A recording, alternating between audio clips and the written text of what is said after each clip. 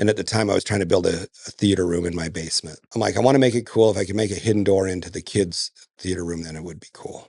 Yeah. Right. So there was no, as I was getting in trying to find how do you build hidden doors, there was a lot on like Pinterest and on the internet, but there was nobody building it.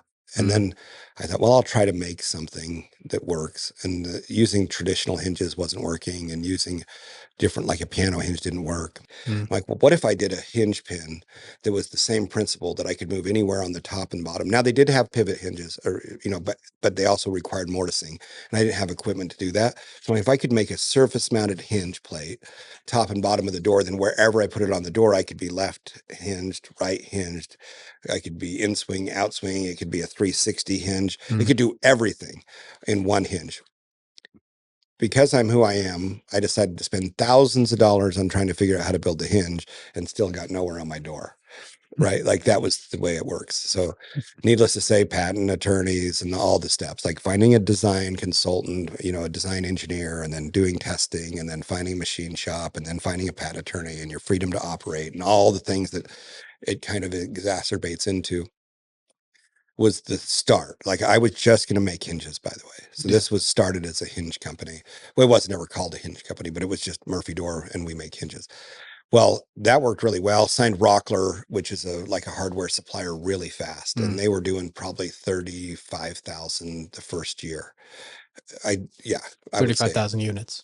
dollars. Okay. Which is almost equal to what I was making at the fire department. Okay. And I have 500% margins on my hardware at the time. Nice. So I'm like, wow, this is a great side job. And then I'm like, I'll just keep pumping all the money back in marketing. I just need a little bit of the money. So when I say I never paid myself, that's not true. Yeah. When I first did the hinges and we did our first 30,000 the first year, then I did take a little bit out, because your mac and cheese money. Yeah. So literally, but it was not a very long stint. So after that first year, I was realizing I was getting more and more calls of people that needed the door. They didn't want to build a door, so they didn't need the hinge, but they wanted me to build the door. I'm like, dude, I've never even built the door yet. I still hadn't, by the way, built my theater door. Yeah. But I was selling a lot of the hinges. I'm like, well, I guess I'll need to find a cabinet company. And luckily enough, coincidentally enough, my cross the street neighbor is the largest supplier of cabinet automation and CNC equipment in the West Coast, right? So pretty awesome. Yeah. I just went across the street. I'm like, do you know any cabinet makers? Now, keep in mind, it's just post-recession. We're still trying to cross. It's like 2013. Yeah, 2013. It's still just clawing its way out. He says, yeah, I've got a company in Rigby, Merrill Cabinets, that would love your work. So I went up to Rigby, Idaho, and we worked out a deal, and they helped me design the first like production Murphy doors on something they would build and get it all packaged up. We would screw the hinges on, and then we would ship it, kind of thing. First, they shipped, actually, but we did that. And then we got a little busier. They were getting busier. And so we'd go get the boxes and do the other stuff at our office. Sure. Well, then they got really busy, started signing apartments as the economies got better. I found another company in Centerville called Trimart. And like I said, Utah's awesome, right? We have some awesome companies. And a Murphy door looks like a bookcase, right? And so by a cabinet maker's mindset, it's just a cabinet that's tall and skinny, and we build it like a cabinet. Well, it's so far from true, right? Because these doors are expected to carry 350 pounds. They're expected to be slammed. They're expected to stay square. The load on a cabinet is different. It books up in the upper corner over here, and it has an inherent desire to twist just based on what it does.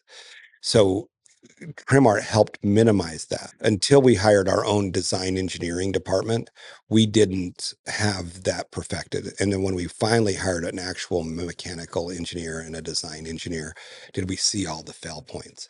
And we had plenty. But now these doors do not twist. They do not sag. They do not, I mean, and not very many cabinet people, even though they look like they can do it when they look at it from the outside, there's not very many cabinet companies that can actually build our door. They just can't, unless they really spend the time to design and engineer the fail points. Yeah. So when we first started, I put aside 30% of all earnings to marketing. Wow. Which was really hard to do. Not like I'm aggressive. It's aggressive. Yeah. I'm a huge proponent of making sure that your business can afford to pay you way before you start taking money. Mm-hmm. I'll always have a first-time job or a job that I don't, affect the growth of the company before I take money away. And my rule was it had to be grossing. I've had a lot of comments, by the way. My business had to make $5 million before I left. Yeah. I don't have to make $5 million before I leave. My business in this industry for our particular goals and objectives had to do $5 million of gross revenue. Yeah. Before I thought that I could come over here and pay myself $50,000 a year with my dental, vision, health, and all the other benefits that I got from the fire department.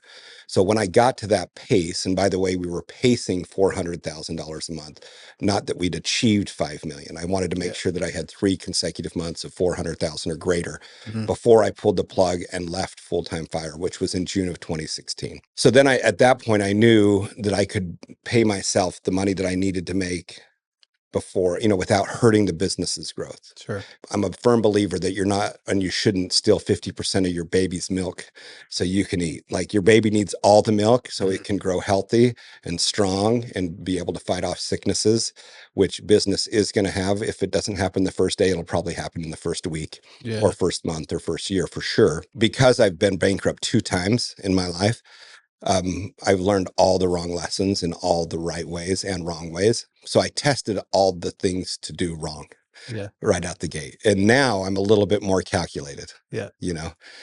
First big check when I was first in business is like, yep, I got $35,000 in deposits. Of course you should go buy a brand new truck. It only makes sense. That truck's $35,000. I have $35,000. I might as well just go buy that. And of course you have cost of goods sold and everything else, but you don't know. You just don't understand what you don't know what you don't know. Yeah. Yeah. It's a story we've heard almost every episode on this podcast. Like, you get to a point about 5 years in where you're like, I think we need to raise prices.